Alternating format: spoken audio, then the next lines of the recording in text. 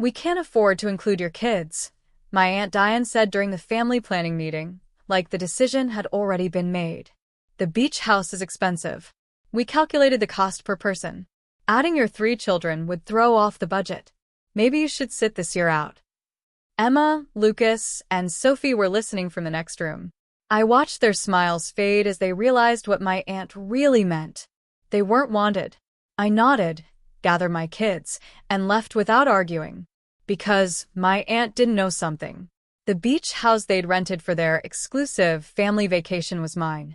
It had been mine for 5 years. And in 2 months, when they arrived expecting a perfect holiday, I would be waiting on the porch. Let me tell you about the inheritance no one knew I had. My grandmother, Adelaide, was the quiet center of our family. She raised 6 children on a teacher's salary and somehow kept peace among adults who cared more about money than each other. Aunt Diane was the oldest, the successful one. My mother, Catherine, was the family disappointment. She married a carpenter, lived simply, and never tried to compete. When my mother died, Diane praised her simple life. What no one knew was that my grandmother had lived a very different secret.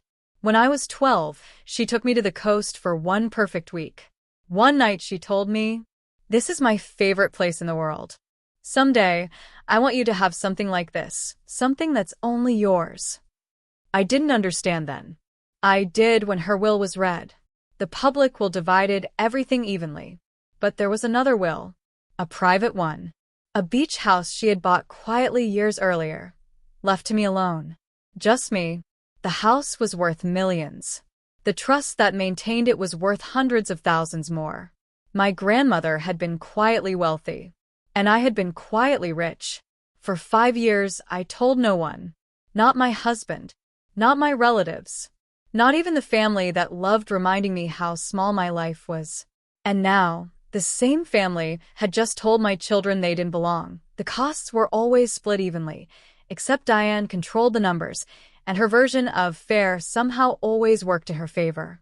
My parents stopped going when I was 15. "We can't afford it," my mother said. Later, I understood the real reason. Diane's constant reminders about their lack of money had become unbearable. When I married Marcus and had children, I tried to reconnect with the family. I wanted my kids to grow up knowing their cousins. I wanted them to have the big family memories I never had. But Diane made it clear. We were tolerated, not welcomed. "We'll need payment up front this year," she said every summer, looking directly at me. "The children's activities cost extra. We can't subsidize everyone." Every year came with a new, quiet humiliation. Every year I smiled and paid. Until the year she finally said it out loud. "We can't afford to include your kids."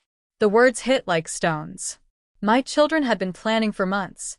Emma, 12, had mapped hiking trails. Lucas, 9, had been practicing swimming to impress his cousins. Sophie, 6, had drawn pictures of sandcastles for everyone to build together. "The vacation house is expensive," Diane continued. "Adding your 3 children would throw off everyone's budget. Maybe you should stay home this year."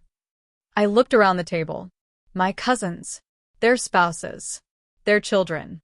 No one objected. No one suggested another option. "Okay," I said quietly. "We'll stay home." "I'm glad you understand," Diane replied with a gentle smile. "It's just practical. Nothing personal. Nothing personal." As if excluding children from their own family could ever be anything else. I gathered Emma, Lucas, and Sophie and drove home while they cried in the back seat. "Why doesn't Aunt Diane want us?" Sophie whispered. "Sometimes adults make decisions that aren't about you," I said softly. "They're about adults being small and scared and wrong." "Will we ever see the beach?" For the first time that day, I smiled. "Actually, sweetheart, I have a surprise. But it has to stay secret for a little while." 3 days later, I received a notification from my property management company. Booking confirmed, Sandpiper Cottage. July 15th to 22nd. Party of 18. Total, $15,000. Guest name, Diane Patterson. My aunt had rented my house. The same house she had excluded my children from. I called my property manager. The July booking for Sandpiper Cottage, I said. I want to handle this one personally. And please don't mention my ownership to the guests. Is there a problem? No, I replied. I just want to be there when they arrive. The 2 months before the vacation were wonderful. In June, I took my children to the beach house for the first time. Their first visit. Their first walk through the place that would someday be theirs. We collected shells along the same stretch of coast my grandmother once showed me. We ate lobster rolls at the same small roadside stand.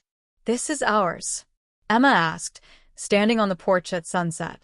It's our place, I said gently. Grandma left it to me. One day, I'll leave it to you three. Why didn't you tell everyone? Because Grandma wanted it to be private. Our secret. I paused. But sometimes secrets need to come out. When people treat family badly? Emma asked. Exactly like that. And that week, we didn't spend our time cleaning. We spent it getting ready. The property management company handled the logistics. But the family photos on the walls, our beach toys in the mudroom, and our name on the mailbox. The O'Brien family. Those were mine. When we left, everything was exactly where it belonged. The trap was set. July 15th arrived with perfect weather. I drove up from Pennsylvania the night before and settled into the master bedroom, the one Diane had undoubtedly chosen for herself when she made the booking. My children were with me, buzzing with excitement. At exactly 3 o'clock, a line of cars rolled into the driveway. From the porch, I watched 18 relatives step out, Diane and her husband, Richard, their 3 adult children and spouses, Robert's family, Thomas's family. Suitcases. Coolers. Big expectations. Diane was already giving orders. Richard grabbed the bags. Jennifer, help your brother with the coolers. This is going to be the best vacation. She froze. I was standing on the porch. My children stood beside me, right in front of the house she had rented. The house she had excluded us from. Melissa? Her voice wavered. What are you doing here? I smiled. Welcome to my home. Your what? My home. Sandpiper Cottage. I've owned it for 5 years. Her face emptied of color. Grandma Adelaide left it to me. The silence spread through the driveway like a shockwave. Confusion. Disbelief. And finally, panic. That's not possible, Diane whispered. Adelaide didn't own any beach house. She did. Since 1987. Why didn't you tell anyone? I shook my head. Because Grandma wanted it to stay mine. Not judged. Not claimed. Not turned into a family power struggle. Jennifer, Diane's oldest daughter, shifted uncomfortably. So, we're renting your house? Yes. And we paid $15,000? Yes. For the vacation you said my children couldn't afford to attend. No one spoke. Diane recovered quickly, straightening her shoulders. Well, this is wonderful news, she announced too brightly. Since it's family property, we should discuss future schedules and shared access. No. The words stopped her cold. This isn't family property. It's mine. Grandma left it to me specifically because she knew exactly what would happen if she didn't. I stepped off the porch. You can stay. You paid for the week, and I'll honor the reservation. But this house is not a shared asset. Melissa, be reasonable. I met her gaze. I've been reasonable my entire life. Reasonable when she called my mother a disappointment. Reasonable when she reminded us of our finances at every gathering. Reasonable when she told my children they didn't belong. I looked at the stunned faces around us. My kids cried for weeks. They thought their own family didn't want them. That wasn't. We were just being practical. No, I said quietly. You were being cruel.